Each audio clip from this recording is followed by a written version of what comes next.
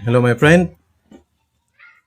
In our previous video, we discussed about body needs.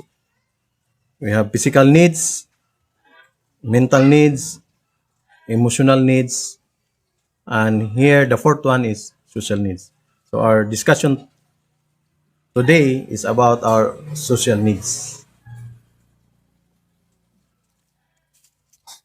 In a way, people they will say humans is a social being. We need belongingness. We are searching our happiness through belongingness to be with others.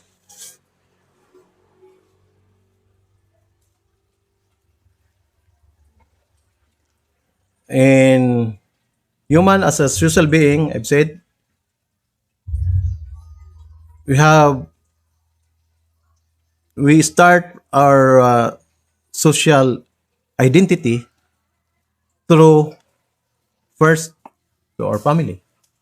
If we are children, we are we want relationship to our parents. If our parent will be far away, we will cry. Okay? Because we don't want that relationship will be broken or separated. So that's why when the parents go away, children will cry because that is the first step of social needs. Now, within the family, and then what's the next level of this belongingness in our search of happiness? We have a clan, group of families within the bound of blood. Even go further, we have tribes. What tribes we belong? Sometimes we are looking for belonging is through social class. Social class is usually on socio-economic factors. That is the wealth. You can see the rich people where they stay. So they will stay in one place because that is their level of belongingness. For the poor, everywhere. For the middle class, they stay in different places. Okay? So we are looking for belongingness in our own way. Even we are looking for our language. I went abroad. I'm looking for my fellow citizen, Filipino citizen. I'm looking for there because I'm in a foreign land. Even we are looking for our race. What is my race? Where I came, where's my race belong? Okay? I'm from Malayan race. Okay?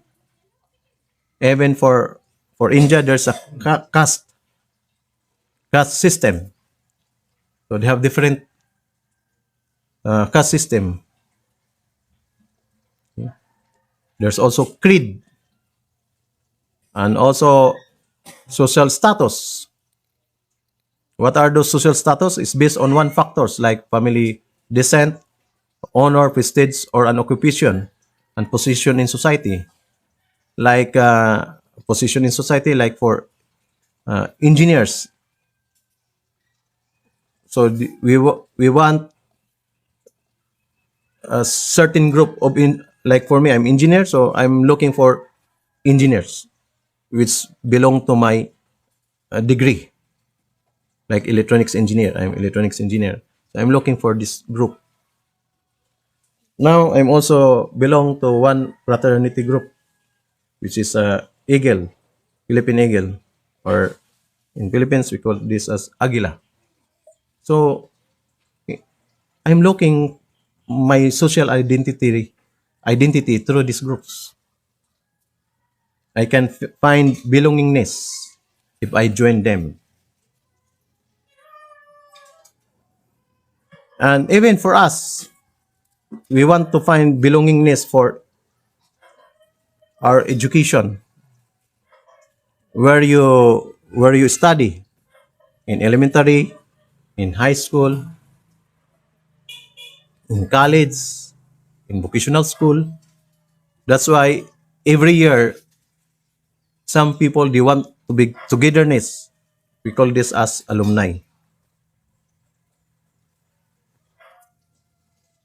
Even religion can give them sense of belongingness.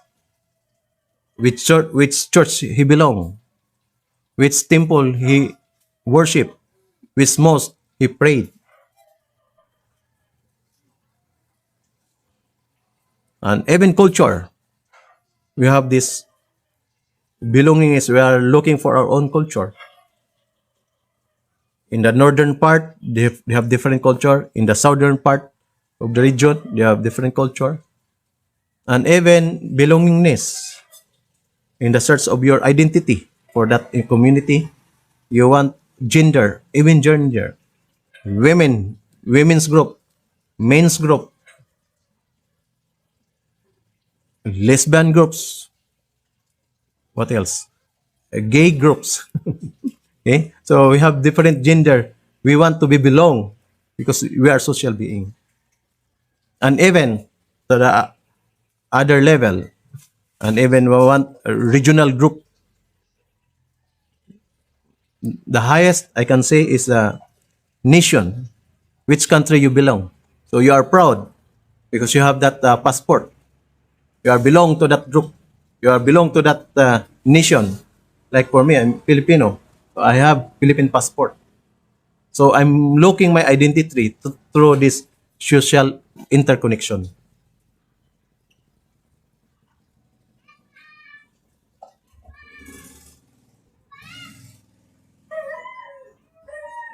So what's the problem for that? Now, from the other side of that looking for belongingness, again, who have church and the state. So because of that identity, it can create also friction. Many churches they go to war. There's many wars because of religion, because they want to be identified. They want their own identity, a certain religious identity. So they will go for war because they belong to this religion. And in politics, they go for war because they want identity. Even Hitler, they go for war. What is objective? Because from my small understanding, he want to have the Aryan race, which he believe he belongs to the Aryan race. Aryan race should be superior for other nations. So because of his narrow sentiments, so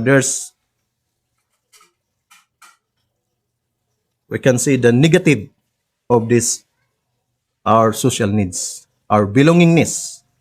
There's trade-off.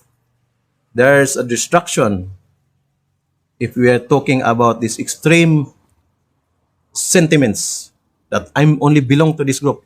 The rest is bad group. I'm American, the rest bad country. Or I'm Filipino, other country like this.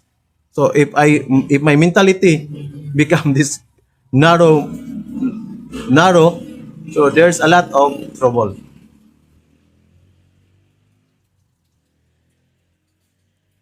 Thank you. For you are talking only Erwin only talking other for human being. How about other animals? They also have social needs. So what's the relevance? Why he not only mention animal needs? Animal, they have also social needs.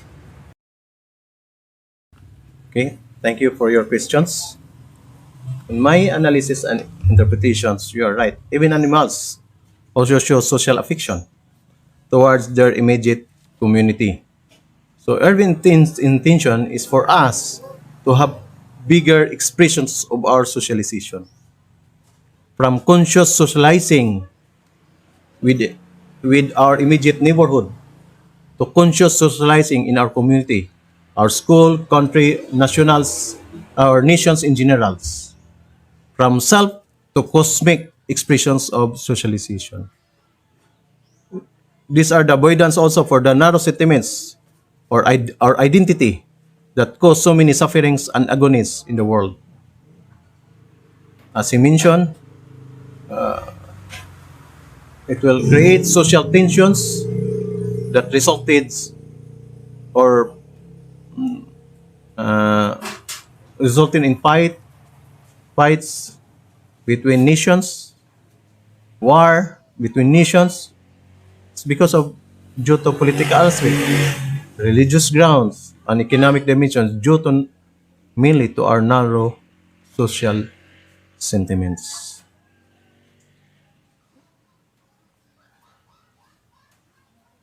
And that's all for our video. Thank you, my friend.